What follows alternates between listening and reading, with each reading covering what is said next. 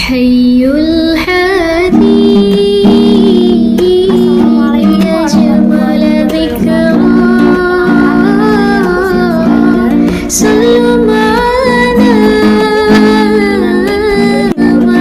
يا خطا. Assalamualaikum warahmatullahi wabarakatuh. Alhamdulillahi rabbil alamin. Wabihi nasta'in ala umuri dunya waddin. Wassalatu wassalamu ala asrafil anbiya'i wa imamil mursalin Sayyidina wa maulana Muhammadin wa ala alihi wa sahbihi ajmain, amma ba'du. Yang terhormat dosen Pendidikan Agama Islam Bapak Ahmad Nirnal Muna Hifdil Ula, SPD, MPD, serta teman-teman yang saya sayangi dan saya banggakan. Pertama-tama, marilah kita panjatkan puji syukur kehadirat Allah Subhanahu wa Ta'ala yang telah memberikan rahmat serta hidayahnya kepada kita sehingga kita dapat berkumpul di majelis yang insya Allah berkah ini.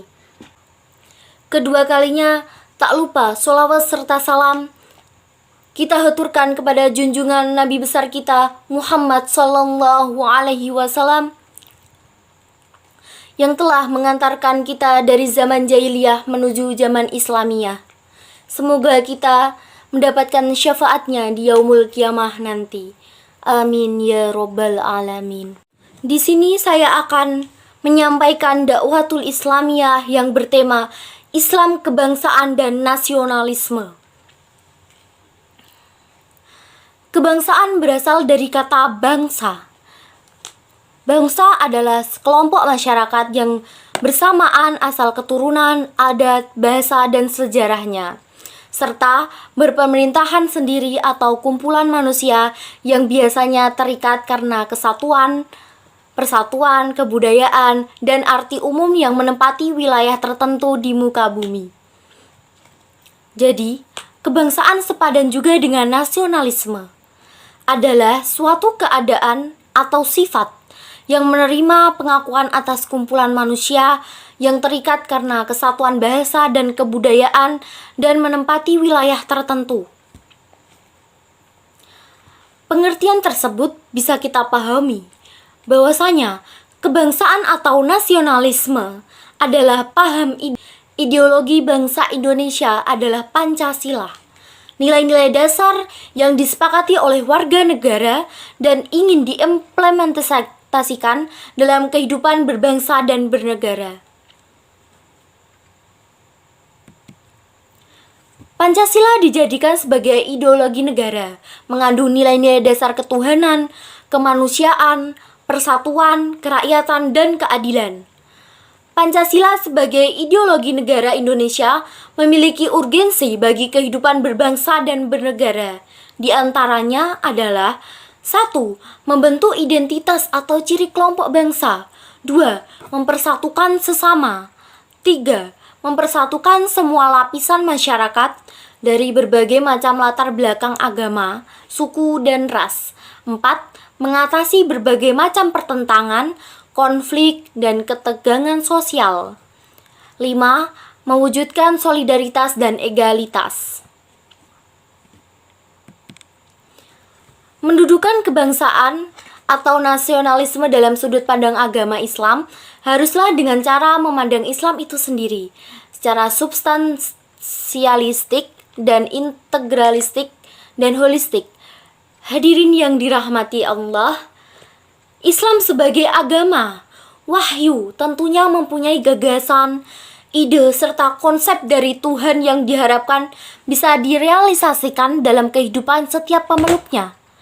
Gagasan, ide, serta konsep ini dikenalkan oleh Allah melalui Rasul Baginda Muhammad Sallallahu Alaihi Wasallam dan dijelaskan olehnya baik secara global maupun rinci.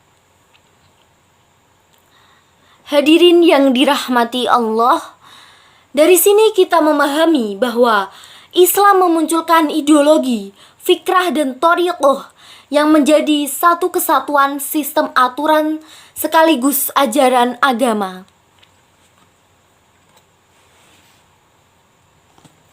Membincangkan Islam atau kebangsaan sama halnya membicarakan agama dan negara. Imam Al-Ghazali melihat bahwasanya agama dan negara adalah dua intensitas yang harus berjalan seiring. Hadirin yang dirahmati Allah, agama ibarat akar atau pokok dan negara ibarat batang penjaganya. Dalam Islam, memang tidak ada istilah memisahkan agama dan negara. Tidak ada istilah agama dan negara adalah agama. Ini menjadi sangat afirmatif ketika kita mau memilik perjalanan sejarah baginda Nabi Muhammad SAW. Perjalanan sejarah kehidupan baginda Muhammad SAW memiliki dua periode Mekah, periode Madinah. Dalam periode Mekah, Nabi menata spiritualitas individu-individu masyarakat dengan pendekatan persuasif. Dalam periode Madinah, spiritualitas individu-individu masyarakat telah mapan dan bisa mewarnai komunitas Madinah saat itu. Dengan otomatis, komunitas Madinah, negara kecil Madinah, ini terwujud dengan sendirinya karena kemapanan spiritualitas masyarakatnya. Ini berarti bahwa Nabi kita Muhammad SAW tidak menjadikan negara kita sebagai agama dan agama tidak menjadikan sebagai negara. Akan tetapi, agama kita mewarnai kehidupan kenegaraan pada saat itu. Hadirin yang dirahmati Allah, ideologi negara dan agama tidak harus diinformalkan dalam sistem kenegaraan. Ia harus dijadikan sebagai alat kontrol, bukan sebaliknya. Ia tidak boleh difahami secara verbal dan tekstural.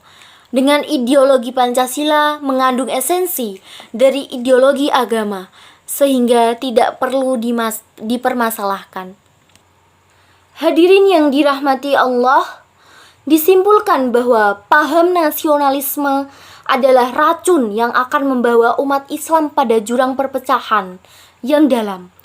Islam telah menentang dan mengharamkan ide nasionalisme tersebut bukan hanya karena fakta sejarah nasionalisme itu merusak. Lebih dari itu, secara landasan dalil nasionalisme haram karena bertentangan dengan prinsip persatuan umat yang diwajibkan oleh Islam. Persatuan umat adalah wajib, sementara perpecahan umat adalah haram. Dijelaskan pada surah Ali Imran ayat 103. A'udzu billahi minasyaitonir rajim. Bismillahirrahmanirrahim.